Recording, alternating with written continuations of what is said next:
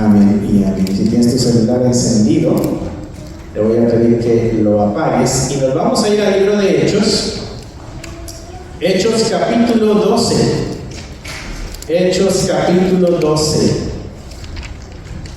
Semana pasada veíamos el capítulo 4 y veíamos la respuesta de la fe en los momentos de crisis. Hoy veremos algo similar, una situación angustiosa también que se está viviendo aquí. Capítulo 12 del libro de Hechos. Y vamos a estar leyendo del versículo 1 hasta el versículo 7.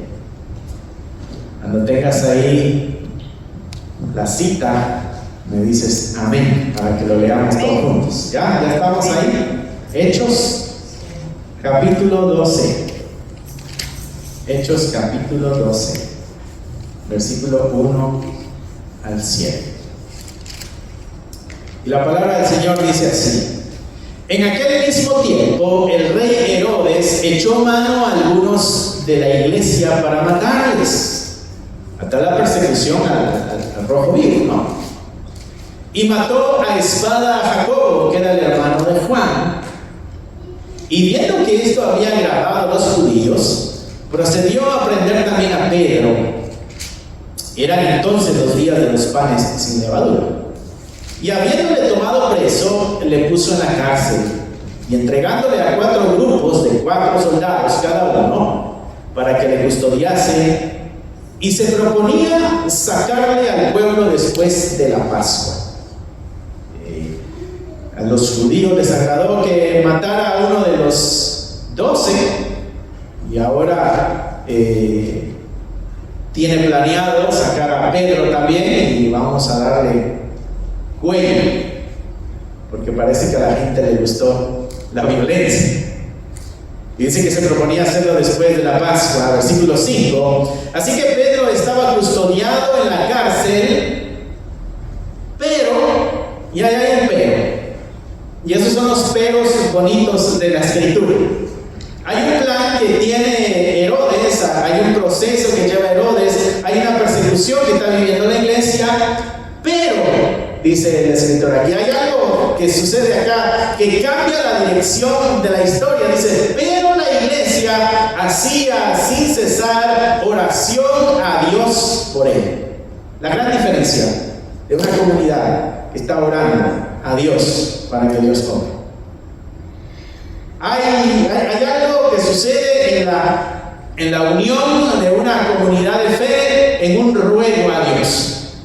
Y eso es lo que hace parte de la gran diferencia. Obvio, no es la oración la que tiene el poder, es el Dios que responde a las oraciones. Pero nuestra oración va de la mano con el plan de Dios. Y Él mismo nos ha exhortado a orar. Nos ha dicho que pidamos, que nos unamos en oración. Eso es lo que la iglesia está haciendo aquí. Dice que la iglesia hacía sin cesar oración a Dios. No es una oración de repente, es sin cesar. Es constante. Dice, y cuando Herodes le iba a sacar aquella misma noche, estaba Pedro durmiendo entre 2 soldados, sujeto con 2 cadenas, y los guardias delante de la puerta custodiaban la casa. Entonces de ahí no te puedes salir, hermano. Ahí está difícil para salirse, ¿no? Versículo 7. Y he aquí que se presentó un ángel del Señor, ahí viene la respuesta a la oración, y una luz resplandeció en la cárcel, y tocando a Pedro en el costado le despertó diciendo, levántate pronto, y las cadenas se le cayeron de las manos. Gloria a Dios. Un milagro, la respuesta a una oración de la iglesia. Ese pero es clave, pero la iglesia estaba orando sin cesar. Una oración constante, un ruego constante a Dios. Y eso es lo que vamos a ver el día de hoy. ¿Cuál puede ser nuestro papel como iglesia en los momentos de dificultad, en los momentos de angustia? ¿Y cómo podemos enfrentar también los momentos de dificultad y los momentos de angustia? Si regresamos al versículo 5, porque nuestra gran clave va a estar entre el 5 y el 7. Si regresamos al versículo 5, dice que Pedro estaba custodiado en la cárcel, pero la hacía sin cesar oración a Dios por él. Hay una intercesión aquí perseverante de la iglesia. El primer llamado para nosotros como iglesia es a interceder sin cesar. Todos los días, a cada momento que tú te acuerdes de la situación o de la angustia, de la crisis que se esté pasando, de la persecución, lo que haya, el ejemplo que esta iglesia nos da es una oración constante, un ruego constante sin cesar delante de Dios. Y dice acá que la iglesia hacía oración, no era cada uno por su cuenta. Por ahí me acordé yo, levanté una oración por mis hermanos. Por allá se acordó fulanito de la iglesia y levantó una oración por los hermanos. Dice que la iglesia estaba unida en este mismo deseo. Había una necesidad presente que mantuvo unida la oración de la iglesia. Y la oración en unidad de la iglesia fue respondida. Había cierto deseo de todos de que pasara algo, de que sucediera algo. En este caso, la liberación de Pedro, de que Dios cuidara a Pedro. Y ese es el primer llamado que tenemos nosotros, mis hermanos. La intercesión perseverante nuestra como la iglesia, porque eso es parte del gobierno de Dios. Y nuestra oración se ve involucrada en el gobierno de Dios. La oración no es la que produce el cambio, porque Dios es soberano. Pero la oración sí se puede alinear a la voluntad de Dios. ¿Sabes? Nuestra oración no tiene poder el que responde nuestra oración. Dios nos ha invitado a levantar nuestros ruegos. Clama a mí y yo te responderé. Orar sin cesar, nos dice Pablo. La Escritura nos exhorta a orar, porque eso muestra dependencia de Dios. Eso nos recuerda que no estamos solos en la situación. Eso nos recuerda de que Dios escucha nuestro clamor. Y en su misericordia y en su amor puede dar respuesta. Y digo puede dar respuesta porque si pusiste atención en la lectura, seguramente también se estaba orando por Jacobo, pero él sí murió atravesado por una espada. Eso no quiere decir que Dios tiene sus favoritos, sus predilectos. Hay un plan de Dios. Amén. Y la oración de ellos se alineó en ese plan de Dios. Y entonces la iglesia pudo experimentar la respuesta a su pedido, a su petición. Nosotros no oramos para tener control de la situación, oramos al que tiene el control de la situación. Y ahí es donde tú y yo nos unimos en oración y clamamos. Nuestras oraciones, mis hermanos, elevadas, no deben buscar evadir el dolor, sino encontrar la fortaleza en el Todopoderoso, en nuestro Dios. Ahí, por eso es de que tú y yo oramos, porque Él es la fuente de fortaleza en nuestra vida. Y porque aún en medio de la crisis y de la angustia, ¿recuerdas el Salmo 23 cuando David dice, aunque ande en valle de sombra de muerte, no temeré mal alguno? Él no está diciendo ahí, Él me va a sacar del valle de muerte y no va a permitir que nunca pase por una situación difícil. Él está diciendo, aunque yo pase a través de las situaciones difíciles que están amenazando mi vida, a pesar de eso puedo depositar mi confianza en Dios, porque su vara y su callado, decía David, me infunden el aliento y la fortaleza que necesito para poder cruzar ese momento amargo de la vida. La vida, mis hermanos, a veces está cómodo todo y a veces está incómodo. Eclesiastés nos recuerda eso: hay tiempo de reír y hay tiempo de llorar, hay tiempo de construir y hay tiempo de destruir. Hay tiempo de nacer y hay tiempo de morir. La vida es ese ciclo. El asunto es como tú y yo como iglesia respondemos en ese ciclo. Porque no podemos estar en un estado estado de placer y de gozo y alegría toda la vida. Será necesario tener ciclos en la vida de amargura, de tristeza, porque eso nos va formando, nos van ayudando. Y es ahí, en esos momentos, donde nuestras oraciones en armonía y unidas pueden traer grandes resultados. ¿Qué podemos hacer nosotros como iglesia en medio de la crisis que pudiéramos estar viviendo? Bueno, participar en esta intercesión constante. Que podamos mantenernos en un ruego constante. Cuando podamos juntos y cuando no podamos en nuestros hogares, pero sabiendo de que el resto de nuestra comunidad, donde quiera que estén, en su trabajo o en su casa o donde estén, saber de que su corazón está elevando una oración al Dios Todopoderoso. Amén. Y eso nos puede ayudar a pasar nuestros momentos de dificultad. Amén. El saber de que hay otros hermanos que están orando por mí y que tú sepas que hay otros hermanos que están orando por ti. Eso nos puede mantener firmes en medio de la tormenta. ¿Qué es lo que estos hermanos hicieron? Bueno, estaban orando, dice la Escritura, y estaban orando perseverantemente. Estaba constante, una oración sin cesar. Es esta la oración hasta que Dios responda. No es hoy pido y ya te pedí, Señor, y está bien. No, esta es una oración de hasta que yo vea los resultados. Me voy a quedar callado. Es una oración como cuerpo, no solamente como individuos. Y esa oración convirtió a la iglesia en un canal de bendición para la obra de Dios. Mantengamos, mis hermanos, una oración constante, rogando por cada uno de nosotros.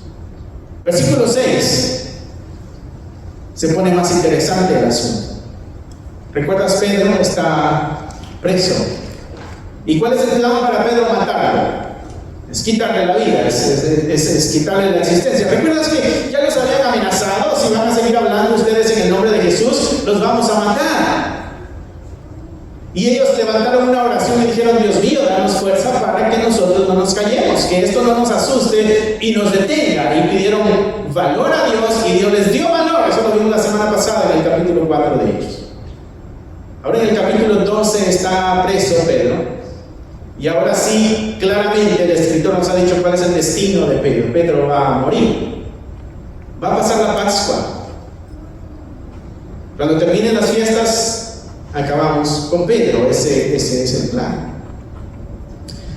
Y mira esto, mi hermano, versículo 6. Dice: y cuando Herodes le iba a sacar esa misma noche. Eso quiere decir que el plan de Herodes era sacar a Pedro en la mañana para matarlo. Pero ¿qué fue lo que sucedió esa noche anterior? Aquella misma noche dice que estaba Pedro durmiendo entre dos soldados sujeto con dos cadenas, y los guardias delante de la puerta custodiaban la cárcel. Y a veces en nuestra lectura, mis hermanos, pudiéramos pasar tan rápido el camino, pero el escritor nos dice acá unos detalles bien interesantes. No sé si tú te has puesto a reflexionar en esto, pero dice que Pedro estaba durmiendo. No sé si tú alguna vez has tenido una aflicción y te has dado que esa aflicción te quita el sueño. Sí. Quizás no estudiaste para el examen final y es mañana. O quizá mañana es el día límite para la renta y no tenemos hoy para la renta. Quizás están dando descanso en el trabajo y no sé cómo me vaya a ir. Hoy es domingo, mañana lunes, a ver si me dan la mala noticia. Y a veces las preocupaciones y las angustias nos quitan el sueño, nos roban el sueño. A Pedro lo van a matar. No sé si eso te quitaría el sueño. A mí me quitaría el sueño. No podría dormir esa noche. Yo no dormí muy bien el viernes, que supe que mi mamá venía el otro día, y eso que era una buena noticia. A Pedro lo van a matar. Y dice que está dormido entre dos soldados. ¿Qué es aquello que tiene Pedro que le permite estar tranquilo en medio de esa situación?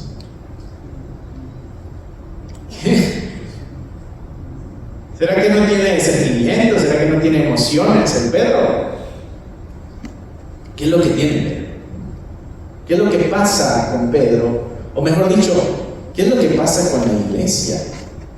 Porque te acuerdas que Esteban, cuando está siendo lapidado, está muriendo a pedradas, y lo que Esteban dice es: perdónalos, Dios mío, porque no saben lo que hacen. ¿Qué tiene la iglesia, mis hermanos, que en medio de una situación tan difícil y crítica tiene la capacidad de estar en tranquilidad? Pedro se quedó dormido acá, dice que está en medio de dos soldados y está sujeto de cadenas. ¿Cómo puede alguien dormir en la víspera de su muerte? Bueno, no es el carácter de Pedro. Ustedes saben que el carácter de Pedro es explosivo, o sea, no es su carácter, es que él es así, no, él no es así.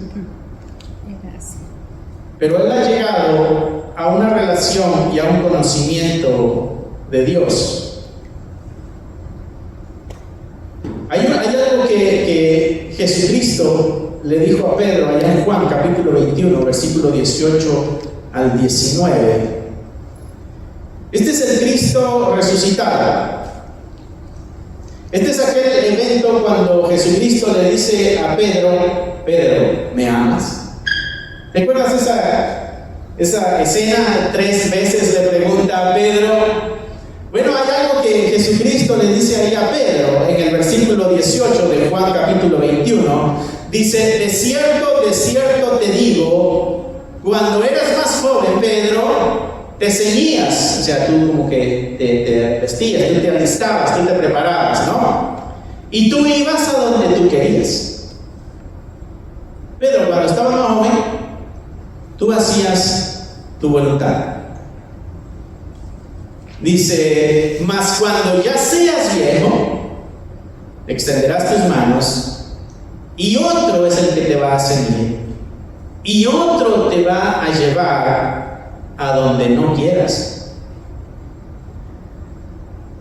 Pedro, va a llegar el momento donde ya no estarás en control de tu voluntad, sino que alguien más es el que va a estar en el control de tu voluntad. Y Juan dice ahí: esto dijo dando a entender con qué muerte había de glorificar a Dios. Pedro entiende de que este momento difícil que él está viviendo no está fuera del plan de Dios, es parte del plan de Dios. Cuando las situaciones angustiosas y difíciles llegan a nuestra vida, pero nosotros logramos entender de que esto es parte del plan de Dios, podemos estar tranquilos porque estamos en el plan de Dios. Eso no quiere decir que cada momento y cada situación angustiosa nos va a gustar y nos va a causar placer o ¡ay, qué bueno que me está yendo así de mal en la vida porque entiendo que es el plan de Dios! No es esa nuestra reacción, pero existe en la iglesia la capacidad de estar tranquilos y confiados, entendiendo de que estamos en las manos de Dios. Porque es Él el que está orquestando, es Él el que está permitiendo, es Él el que está haciendo las cosas. El solo hecho, mis hermanos, de poder estar conscientes de que estamos en las manos de Dios y de que Él nos lleva a donde Él quiere, pero confiados de que Él es el que está en control de todas las situaciones, podemos nosotros estar tranquilos, podemos nosotros estar confiados. No sé si alguna vez en tu niñez, mi hermano, te tocó pasar por alguna situación de peligro, qué sé yo, por alguna calle llena de perros o por un río muy grande donde sabías que no podías nadar, pero quizá ibas agarrado de tu mamá o de tu papá o de algún adulto que sabías que no iba a permitir que te pasara algo malo. Y no sé si pudiera recordar la confianza y la seguridad. Recuerdo que con mi mamá, cuando íbamos al mercado a suplir la tienda, en el mercado también es como un tianguis aquí, y había muchos ladrones. Y yo tenía un miedo a eso, ¿no? Y mi forma era agarrarme de mi mamá. Y mi mamá me agarraba de tranquilo, no va a pasar nada. Y esas cosas como que traían paz, como que traían cierta seguridad. Hay alguien más fuerte que yo que puede responder en esta situación difícil. Este es Pedro en la cárcel. Sabe que va a morir, pero sabe que su muerte no está fuera del plan de Dios, ni de la voluntad de Dios. Y Pedro sabe que la voluntad de Dios es buena, es agradable y es perfecta. Y Pedro sabe de que Dios es sabio por encima de todo. Y lo que Dios hace y lo que Dios permite está cargado de su sabiduría y de su plan, y de que todo al final va a estar bien. Pedro sabe de que al final todo va a estar bien. Pedro no sabe si lo van a rescatar o no, no sabe si lo van a salvar o no, pero él sabe que si sigue vivo va a estar en las manos de Dios, y si muere va a la presencia de su Salvador. Así como Pablo en una ocasión dijo: para mí el vivir es Cristo, pero el morir es ganancia. O sea que no importa el estado en que nos encontremos o la situación en la que estemos, si nuestro corazón está confiado en Dios, podemos nosotros, igual que Pedro, dormir y descansar aún en medio de la situación angustiosa. Pedro está dormido en medio de los soldados. ¿Por qué? Porque él confía en la palabra de su Señor y reposa en el cuidado del Padre. Eso es lo que nos invita a nosotros, a confiar en Dios y a reposar en el cuidado de Dios. Esa es nuestra esperanza, que Dios nos guarda y que Dios nos cuida. Hasta tenemos nosotros alabanzas, y seguramente tú has cantado aquella que dice: puedo tener paz en la tormenta. Bueno, eso es lo que Pedro nos invita aquí a través de este relato que está haciendo Lucas, a poder descansar y reposar en la seguridad de que Dios está en control de todas las cosas. El dormir para Pedro es un acto de fe. Y a eso nos llama esto: hacer actos de fe. Al fin de cuentas, mi hermano, Cristo ya venció la muerte. Cristo ya venció la muerte. Estaba investigando ayer, le comentaba a mi esposa, estaba leyendo ayer algo que hacían los cristianos antiguos, los cristianos primeros, en este proceso de crecimiento espiritual. Y había unas disciplinas que ellos tenían que les ayudaban a mantener la paz o a producir la paz. ¿Sabes? La promesa es de que tendremos una paz que sobrepasa todo entendimiento. ¿Cómo así? Bueno, así como Pedro durmiendo entre los soldados sabiendo que lo van a matar. Podemos entender que él está experimentando esa paz que sobrepasa lo que podemos entender. ¿Cómo es posible que estés tan tranquilo? Bueno, una de las disciplinas o prácticas que hacían los antiguos es de que leían los salmos, pero los leían de una forma lenta, de una forma pausada, dice el escritor. ¿Cuál fue el que leímos hoy? 126. Entonces, uno de los ejercicios que ellos hacían era leer los salmos de una forma lenta y meditaban lo que el escritor decía. Por ejemplo, cuando Jehová hiciere volver la cautividad de Sión, seremos como los que sueñan. Amén.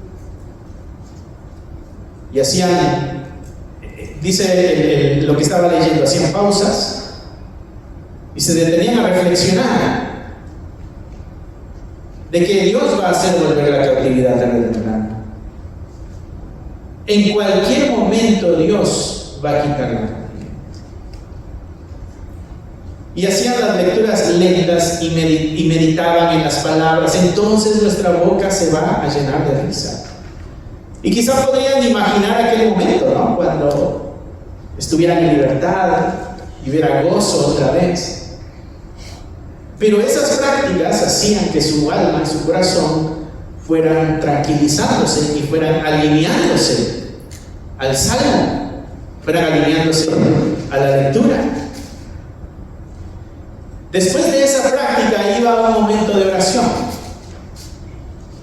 pero le llamaban el silencio en la presencia de Dios, donde llegas, te doblas tus rodillas, cierras tus ojos y te quedas callado. No hablas, no pides, no ruegas, simplemente en silencio, sabiendo de que estás en la presencia de Dios. Y ellos decían, en esos momentos es cuando la ansiedad comienza a calmarse, cuando las ansiedades comienzan a desaparecer, cuando el juicio y el miedo comienzan a menguar. O sea, cuando estás en silencio, pero sabes que estás delante de Dios. Y ese es un momento, decían ellos, donde la paz puede hablar a tu corazón. Y al final del día, ya antes de irse a dormir, hacían otra lectura de los salmos y cerraban la noche, dice, cerraban el día, confiando en que Dios era el que velaba mientras ellos descansaban.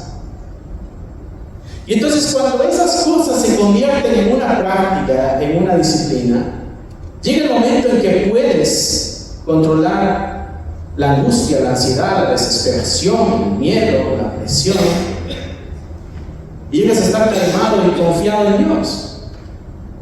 Y entonces cuando nosotros leemos a un Pedro que en medio en la víspera de su muerte puede quedarse dormido, cuando leemos a un Esteban que en medio de la muerte puede decir, perdónanos porque no saben lo que hacen. Vemos a un Pablo que cuando dice, cuando te persigan, ora por ellos. Es porque han experimentado estas disciplinas durante toda su vida y cuando llega el momento de crisis pueden manejar el momento difícil. Obvio, no son solamente ellos, está el Espíritu Santo el Espíritu Santo en ellos, llenando, fortaleciendo y calmando también. Pero hay una tarea y hay una labor en cada uno de nosotros como iglesia. ¿Cómo enfrentamos nuestros miedos? ¿Cómo enfrentamos nuestras ansiedades? Bueno, estas disciplinas son las que ayudan a poder ir teniendo control, teniendo dominio propio. No esperemos que la crisis llegue y con una oración venga Dios y nos calme. Hay cosas que podemos ir haciendo en el camino para que Dios vaya preparando nuestro corazón. ¿Recuerdas aquel momento cuando Jesucristo, antes de morir y antes de ser arrestado, le dice a sus discípulos, oren por una hora, y ellos se quedaron dormidos? Jesucristo regresa y les dice, oren otra vez, una horita les pedí que oraran, que no pueden hacerlo, y se va Jesús otra vez a orar, y cuando regresa están dormidos otra vez, y sucede 3 veces. Que Dios les pidió hacer algo, Cristo les pidió hacer algo, pero ellos no pudieron hacerlo, y dice el escritor, porque estaban bien cansados por la angustia, por el dolor, que se quedaron dormidos. Y Jesucristo dice, a la verdad, el espíritu quiere, pero la carne no. Tienes el deseo de hacer la voluntad, pero tu carne como que está teniendo más poder que tu deseo. Entonces, ¿cómo le hacemos para poner en la misma página nuestra carne, nuestra humanidad y nuestro deseo espiritual. Ahí es donde vienen las disciplinas. Es donde disciplinamos nuestro cuerpo, donde tenemos momentos de ayuno, donde tenemos momentos de oración extendida, donde tenemos nuestras vigilias, nos quedamos despiertos una noche o al menos un poco más tarde en nuestros momentos y vamos entrenando nuestro cuerpo para que cuando la situación lo amerite, entonces tenemos de dónde sacar para responder. Pero si nunca nos hemos entrenado, cuando llegue el momento de necesidad, así como los discípulos, no podremos responder como Jesús esperaba que respondiera. Debemos alinear entonces nuestro cuerpo. Es como cuando tú vas al gimnasio y no puedes levantar 200 libras de golpe, pero vas a empezar poquito a poquito, de a 20, de a 30, y así le vas subiendo a medida de que vas pasando el tiempo y ejercitándote, tu cuerpo va respondiendo y va respondiendo y va respondiendo. Y cuando llega el momento levantas 2000 libras del sol. No, ¿verdad? Dice, no, yo todavía voy por las 50. Pero llega el momento en que tu cuerpo responde a la exigencia que le estás dando. Y es así nuestra vida espiritual. Es así nuestra relación con Dios. Para que respondamos de la forma que estos hombres y mujeres respondieron, vamos a tener que también practicar las cosas que ellos practicaron en su vida. Jesucristo, ¿cómo fue que se mantuvo puro sin caer en pecado? A base de las disciplinas. Le enseñó a su cuerpo que su cuerpo no manda, sino que es la voluntad de Dios la que manda. ¿Y cómo lo hizo? A través de las disciplinas. Hebreos dice que la disciplina fue la que le ayudó a Jesucristo a mantenerse. Entonces nosotros también podemos, en algún momento crítico como Juan, estar tranquilos, sabiendo de que Dios está en control de nuestras vidas. Y entonces en el versículo 7 es cuando vemos nosotros lo milagroso y dice, y he aquí que se presentó un ángel del Señor, la respuesta a la oración de la iglesia que estaba unánime orando allá por Pedro, y dice que se le presentó un ángel del Señor y una luz resplandeció en la casa. ¿Me imaginas? Una luz enorme, es de noche, ahí no había electricidad, lo que habían eran las antorchas alumbrando seguramente, y hay una luz resplandeciente en toda la casa. Y el ángel toca a Pedro en el costado, le despierta y le dice, levántate pronto. Y las cadenas se le cayeron de las manos. Levántate, Pedro, y las cadenas se le caen. Mis hermanos, en el plan de Dios no hay Herodes más grande que el destino de Dios para la vida de Pedro. Igual en nuestras vidas, no hay ninguna cárcel política ni ningún gobierno por encima del plan que Dios tiene para cada una de nuestras vidas. Se va a hacer la voluntad de Dios, no la voluntad de nadie más. Por eso debemos descansar nosotros en la voluntad de Dios y confiar en que su voluntad es buena, es agradable y es perfecta. Por eso Pablo en Romanos capítulo 12 dice que debemos nosotros ser un sacrificio vivo y que cambiemos nuestra forma de pensar, para que entonces cuando veamos la voluntad de Dios nos demos cuenta de que es buena, es agradable y es perfecta. Porque no hay poder más grande que Dios. Y si Dios con nosotros, ¿quién contra nosotros? Y si en los planes de Dios está de que tú estés, tú te quedas. Que si en los planes de Dios está que nos vayamos, nos vamos. Y no importa la situación que vivamos como nación, Dios está por encima de todo eso. Dios está por encima de cualquier crisis. Pero hay una iglesia unida rogando y hay una gracia de Dios respondiendo. Mira la gracia de Dios. La gracia de Dios despierta al que está dormido. La gracia de Dios ilumina al que está en tinieblas. Y la gracia de Dios le da dirección al que no sabe qué tiene que hacer. Eso es lo que está sucediendo acá con Pedro. Hay una luz que ilumina, hay un toque que le despierta y hay una palabra que le está dando dirección. Hay un proceso, no hay un desorden en los eventos. No, primero ilumina, convence, después despierta y de ahí le dice qué tiene que hacer. Y Pedro, cuando tú sigas leyendo esta historia allá en tu casa, te vas a dar cuenta que Pedro todavía creía que estaba soñando. Hasta que está afuera, él dice, espera, no estoy soñando. Esto es verdad. Pero en este momento él cree todavía que está teniendo una visión. Porque a veces ni siquiera nos damos cuenta de la realidad de lo que Dios está haciendo en nuestras vidas. A veces llega el momento de decir, ay, bendito, ni me di cuenta de lo que Dios estaba haciendo en mí. Ni supe por qué todavía estaba aquí. Ni supe por qué llegué aquí. ¿Por qué me trajo aquí el Señor? ¿Por qué me tiene en este lugar? A veces ya lejos decimos, ay, ¿qué pasó? El Señor movió esas cosas allá que yo no sabía que estaba haciendo. Pedro está creyendo que todavía tengo una visión aquí, pero eso léelo tú en tu casa. El ángel no le pide a Pedro que rompa las cadenas. Le pide a Pedro que se despierte, que se levante. Y en ese acto de obediencia, las cadenas, lo que lo detenía, se cayó. No le quitó las cadenas y le dijo, Pedro, mira, ya estás libre, puedes levantar. No, le dijo, levántate. Y en el acto de obediencia, las cadenas se cayeron.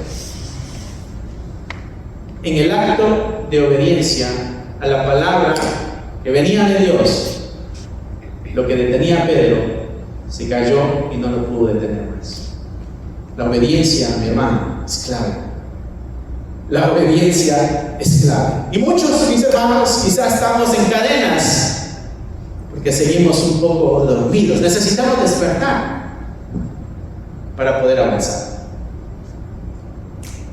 Necesitamos ser iluminados, despertados y que se nos dé la dirección. Necesitamos un toque de Dios. La iglesia, mis hermanos, la iglesia debe vivir en libertad, porque fuimos llamados a vivir en libertad. Amén. La iglesia debe vivir en libertad, porque la libertad es una de las señales del reino que nosotros anunciamos. Esa es una señal del reino al que pertenecemos, la libertad. Por eso el creyente debe vivir en libertad. Un creyente que vive en cadenas no puede anunciar la libertad de Dios. Pero un creyente que vive en libertad puede dar testimonio del reino de libertad en el que vive. Mis hermanos, nos toca a nosotros responder en los momentos de dificultad con libertad y con confianza en nuestro Señor. Él es el que está por encima de todo, es el soberano en el universo. Así que lo que hoy nos dice la palabra de Dios, mi hermano, si te encuentras quizá atemorizado, quizá estás un poco con temor el día de hoy, bueno, en medio de esa oscuridad, Pedro supo que Dios estaba ahí. Si estás atemorizado, hermano, su paz puede guardarte y darte descanso. O quizá estás cansado de orar, cansado de rogar. Bueno, esta historia puede demostrarnos de que no debemos cansarnos, porque nuestra oración puede dar un giro a lo que está sucediendo en nuestras vidas. Si estás cansado de orar, mi hermano, la exhortación es a perseverar. Ahora, si tú te encuentras ya resignado, ya no puede pasar nada, ya no hay ningún cambio que pueda suceder, bueno, la voz de Dios le dijo a Pedro, levántate y avanza. Le dijo, levántate pronto. ¿Tú crees que ya no hay para dónde agarrar? Dios dice, no, sí. Hay un largo camino que nos falta recorrer todavía. La iglesia, mis hermanos, no fue rehén de Herodes. La iglesia no es rehén de ningún gobernante. Amén. Tenemos un rey por encima de todo. Y no hubieron cárceles ni cadenas que detuvieran a la iglesia, así como hoy no hay cárcel ni cadena que pueda detener a la iglesia de Cristo. Debemos nosotros vivir en libertad, debemos orar sin cesar, debemos descansar en Cristo y debemos levantarnos diligentemente para seguir al Señor que rompe las cadenas. Pongamos nuestra total confianza en Dios, mis hermanos. Si te gustaría obtener alguno de estos devocionales, libros de estudio o libros para colorear, encontrarás un enlace en la descripción del video que te llevará a la página de Amazon para adquirirlos. Si aún no te has inscrito en el canal, te animo a que lo hagas para no perderte ninguno de los videos que estamos subiendo. Gracias por esperar hasta aquí. Que nuestro Señor te bendiga y nos vemos pronto.